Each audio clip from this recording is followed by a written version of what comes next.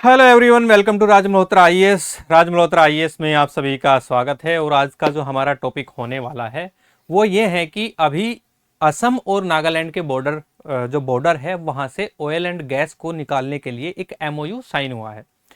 उसी टॉपिक पे जो है हम यहाँ पे चर्चा करने वाले हैं। तो इसमें है क्या कि एक एमओयू यानी समझौता ज्ञापन जिसको हम कहते हैं, वो देश के गृह मंत्री अमित शाह और आपके जो पेट्रोलियम मिनिस्टर हैं हमारे हरदीप सिंह पुरी साहब, वो और दोनों स्टेट के जो चीफ मिनिस्टर हैं, जानते ही हैं आप, असम के जो हैं चीफ मिनिस्टर हेमंता बिस्वा शर्मा हैं और नागालैंड के जो चीफ मिनिस्टर हैं वो आपके नेफ्यू रियो साहब हैं। ठीक है, ये इन्होंने एक समझौता ज्ञापन किया है कि अब यहाँ से जो है वो ऑयल एंड गैस को जो है ऑयल एंड गैस एक्सप्लोरेशन किया जाएगा। तो चलिए, इसको लेके बड़ा डिस्प्यूट हो गया। वहां का एक जो है ऑर्गेनाइजेशन है जिसने इसमें जो है अपोज किया है, यानी अपना विरोध किया है। अब ये जो एमओयू साइन हुआ है, इससे पहले अगर हम बात करें, देखा जाए तो इसमें होगा क्या। इसमें क्या है कि हमारी एनर्जी सिक्योरिटी बढ़ेगी। सही बात है, जब क्योंकि अभी हम क्या कर रही हैं, हमारी जो डिपेंडेंसी है वो जानते ही आप, इंपोर्ट पे ज़्यादा है। हम बहुत ज़्यादा जो है गैस और तेल जो है वो आयात करते हैं। और जब भी कोई क्राइसिस हो जाता है, अगर हम जो है जियोपॉलिटिक्स की बात करें, चाहे वो ईरान और इजराइल का क्राइसिस हो या अमेरिका और रशिया की आपसी तनातनी हो, उसका नुकसान कहीं ना कहीं हमें उठाना पड़ता है। तो इसका एक सोल्यूशन हो सकता है अगर हम जो है ये जो रीजन है आपका, यहाँ से ये 512 किलोमीटर लॉन्ग बॉर्डर है और ये पूरा का पूरा जो एरिया है यहाँ पे अगर देखा जाए तो ऑयल एंड गैस रिजर्व है। ठीक है, दूसरा क्या होगा, अगर हम जो है यहीं पे ऑयल एंड गैस को निकालेंगे यहाँ से, अगर हम बात करें तो इकोनॉमिक ग्रोथ होगी और साथ ही रीजनल कोऑपरेशन भी बढ़ेगा। तो ये सारी चीज़ें होंगी और नॉर्थ ईस्ट जो रीजन है, जो पिछड़ा हुआ रीजन माना जाता है, वहाँ पे जो है नई जॉब अपॉर्चुनिटीज़ बढ़ेंगी और कहीं ना कहीं डेवलपमेंट वहाँ का होगा। ये सारी चीज़ें होंगी। तो इस पर जो है हरदीप सिंह पुरी साहब ने एक्स पर जो है एक पोस्ट किया था। तो उन्होंने बताया कि जो टोटल क्रूड ऑयल रिजर्व है भारत का, मैं रिजर्व की बात कर रहा हूँ, डिमांड की बात नहीं कर रहा हूँ कि कितनी डिमांड है। भारत में जितना भी टोटल रिजर्व है उसका केवल 22% जो रिजर्व है वो केवल यहाँ पे है। ठीक है, असम में, ऐसा बताया उन्होंने। और साथ ही उन्होंने कहा है कि जितना हमारे पास जो है नेचुरल गैस के जो रिजर्व है उसका 15% रिजर्व की ये जो बेल्ट है आपकी, जिसको हम कहते हैं नागा शुफेन बेल्ट। ठीक है, ये आपका रीजन है जिसको हम असम अराकान बेसिस कहा जाता है। यहाँ पे एक जो है ये रीजन है, यहाँ पे ये इसका जो ये गैस रिजर्व है वो 15% है, ऐसा इन्होंने कहा है। अगर ऐसा होता है तो कहीं ना कहीं हमारी जो डिपेंडेंसी है अदर कंट्रीज के ऊपर वो कम होगी। ठीक है, अब मैंने क्या कहा था कि इसको लेके बड़ा इश्यू हो गया है। तो अगर हम होम मिनिस्ट्री की बात करें तो होम मिनिस्ट्री कह रही कि असम और नागालैंड की अगर हम बात करें, दोनों के एग्रीमेंट जो है वो could help increase production of the north east by up to 10 fold from the current 1015 barrels per day. यानी अगर हम देखें कि हमारी जो 1500 बैरल्स पर डे की जो डिमांड है उसका 10 टाइम जो है हम पूरा कर सकते हैं। यानी हम जो है वो जो हमारी डिमांड है गैस की और जो है पेट्रोलियम की, वो यहाँ से पूरी हो सकती है होम मिनिस्ट्री के अकॉर्डिंग। अब हम आगे बात करते हैं इसमें। अब यहाँ पे आ जाती है एक इंस्टीट्यूशन का नेम है the working committee of Naga national political groups. ठीक है, इसको हम WPNNPGs बोलते हैं।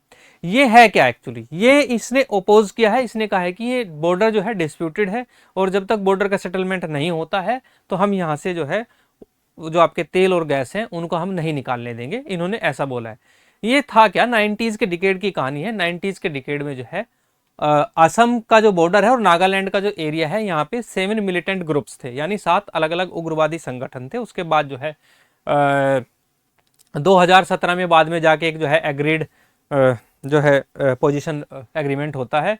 लेकिन उससे पहले जो है इनका चलता था सिस्टम। ये क्या करते थे कि ये वहाँ पे जो है उग्रवादी गतिविधियों को देते थे। बाद में जो है सेटलमेंट हुआ, इन्होंने जो है एक डेमोक्रेटिक अलायंस टाइप बनाया और एक ग्रुप बनाया। ठीक है, तो इन्होंने अभी क्या किया है कि ये जो ग्रुप है, इसको हम आगे डिस्कस करेंगे। ये ग्रुप कह रहा है कि हम जो है इसका विरोध करते हैं, हम ऐसा नहीं होने देंगे। ठीक है, तो इसमें अगर देखा जाए तो ऑर्गेनाइजेशन कहती क्या है, जो आपकी WCNNPGs है, वो कह रही है कि ये जो बेल्ट है आपकी डिस्टर्ब एरिया बेल्ट, ये एक्चुअली नागा होमलैंड का पार्ट है, यानी नागा मातृभूमि का अंग है। और आप जो है इसमें से तब तक जो है ऑयल एंड गैस को एक्सट्रैक्ट नहीं कर सकते जब तक हमारा बॉर्डर डिस्प्यूट सोल्व नहीं हो जाता। तो ये चीजें चल रही हैं। साथ ही इन्होंने ये कहा है कि कभी भी असम ने इस रीजन से जब भी जो है रिवेन्यू बनाया है, नागालैंड के साथ दशकों से वो रिवेन्यू शेयर नहीं किया है, नहीं उसे साझा नहीं किया है। तो नागालैंड को चाहिए कि वो भी उसके साथ अपना रिवेन्यू शेयर न करे, क्योंकि दोनों चीफ मिनिस्टर्स ने एमओयू साइन किया, तो जाहिर सी बात है कि उसमें रिवेन्यू शेयरिंग की बात आई होगी। तो ये विरोध कर रहा है कि नागा भी जो है वो शेयर नहीं करेगा। ठीक है। साथ ही इन्होंने कहा है कि कोई भी नेशनल और इंटरनेशनल कंपनी, क्या कहा है, कोई भी राष्ट्रीय और अंतर्राष्ट्रीय कंपनी अगर यहाँ पे आती है तो हम जो है उसको यहाँ पे स्वीकृति नहीं देंगे जब तक कि कोई भी पॉलिटिकल सॉल्यूशन यहाँ पे फाइंड ना हो जाए, यानी कोई भी राजनीतिक जो है जो हमारा समाधान है वो न हो जाए, ऐसा इन्होंने इसमें कहा है। अब हम बात करें कि हमें जरूरत क्यों है। देखिए जो आपका डीएबी है यानी डिस्टर्ब एरिया जो बेल्ट है, वहीं की अगर हम बात कर ले तो वहां ये 1000 स्क्वायर किलोमीटर का एक एरिया है। अगर ये यहां से हम जो है गैस का एक्सप्लोरेशन कर लेते हैं तो हमारी जो डिपेंडेंसी है दूसरी कंट्रीज के ऊपर वो काफी हद तक जो है वो कम हो जाएगी। साथ ही इसमें कहा है कि जो इंडिया की अगर हम बात करें, हमारी डिपेंडेंसी इतनी है कि हम टोटल जो हमारी जरूरत है यानी कुल जो हमारी जरूरत है उसका 88% तो हम क्या मंगाते हैं, हम खाली क्रूड ऑयल मंगा रहे हैं बाहर से।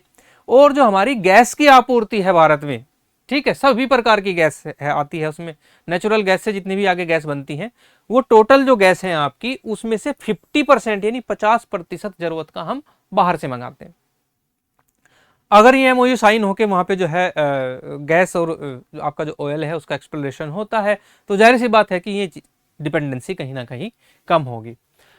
अब यहाँ पे अगर हम बात करें तो नागालैंड क्या है कि एस्टिमेटेड है approximately 600 million tons of oil and natural gas, यानी नागालैंड का जो रीजन है वहां पे देखा जाए तो कम से कम 600 मिलियन टन रिसोर्सेज का पता लगाया गया है जो आपका तेल और जो है प्राकृतिक गैस यहाँ पे पाई गई है।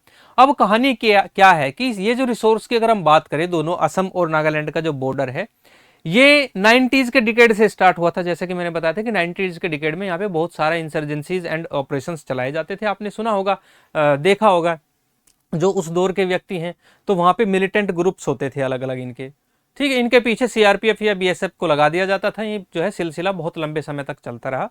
फिर टाइम आता है वर्ष 2017 का, नरेंद्र मोदी सरकार ने क्या किया कि इनके साथ बैठकर जो है एक बैठक की, और बैठक के बाद जो है यहाँ पे इन सभी मिलिटेंट्स ग्रुप्स ने अपना एक ग्रुप बनाया जिसका नाम रखा इन्होंने WCNNPGs। ठीक है, जो ये WCNNPGs है ये नवंबर 2017 में फॉर्म हुई और इन्होंने जो है भारत सरकार के साथ, इवन नागालैंड गवर्नमेंट जो वहां पे डेमोक्रेटिक गवर्नमेंट थी, सभी के साथ मिलकर जो है एक समझौता किया जिसका नाम था एग्रीड पोजीशन। क्या था? एग्रीड पोजीशन, जिसको हिंदी में सहमति की स्थिति कहते हैं। अब हम यही समझ लेते हैं कि एग्रीड पोजीशन था क्या। ठीक है, तो एग्रीड पोजीशन को अगर देखें एक तरीके से तो ये एक तरीके का हिस्टोरिक पॉलिटिकल एग्रीमेंट था जो 17 नवंबर 2017 को हुआ था। ठीक है, जो पॉलिटिकल ग्रुप्स थे आपके नागा नेशनल पॉलिटिकल ग्रुप्स जिसको हम बोलते थे WCNNPGs के साथ में, इनका जो ऑब्जेक्टिव था कि जो है इन्हें एक सॉल्यूशन पे जाना था नागा पॉलिटिकल जो इश्यू है उसको दूर करने के लिए। उसके जो की पॉइंट्स थे, 2 की पॉइंट्स थे, हम यहाँ पे देख लेते हैं। इसमें पहला था कि राइट्स एंड आइडेंटिटी वाला।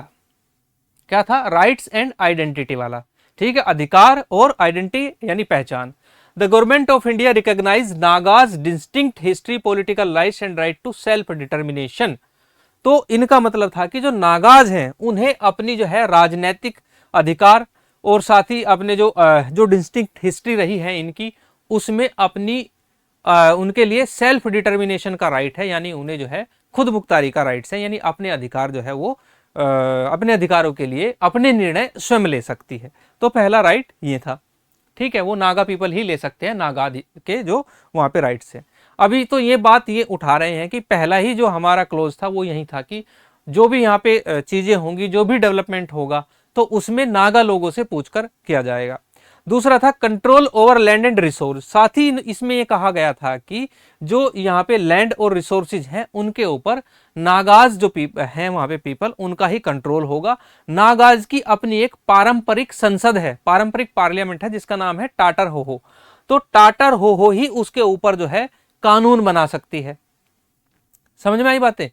भारत की सरकार अगर जो है पार्लियामेंट के थ्रू भी कोई कानून लेके आए तो वो कानून जो है यहाँ पर जो ये आपके ट्राइबल एरियाज हैं उनमें लागू नहीं होता है जब तक कि नागाओं की जो अपनी पारंपरिक पार्लियामेंट है वो टाटर हो है, और उसी के साथ में क्या है, इनको पॉलिटिकल सेटलमेंट करना पड़ेगा। तो ये दो कंडीशंस को जो है ये WCNNPZ जो ग्रुप है वो रख रहा है कि ये हमसे पूछे बगैर हुआ है।